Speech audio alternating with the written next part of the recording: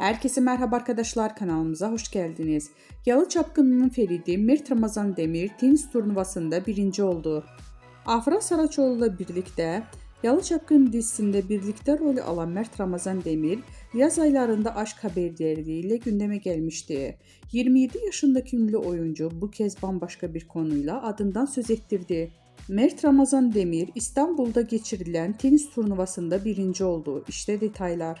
Son olarak Yalı Çapkını dizisinde rol alan Mert Ramazan Demir, oyunculuk kariyerinin yanı sıra özel hayatı ve sosyal medya paylaşımlarıyla adından söz ettirmeye devam ediyor. Instagram'da 4 milyon 700 bin takipçisi bulunan ünlü oyuncu, İstanbul'da geçirilen bir tenis turnuvasında hünerlerini sergiledi. Özel bir eğitim kurumunun derneğinin tarafından gerçekleştirilen turnuvada birinci olan ünlü isim paylaşımına yoğun bir ilgi gördü. Bizden bu kadar arkadaşlar. Videoların devamlı gelmesini istiyorsanız kanalımıza abone olmayı unutmayalım. Hoşça kalın.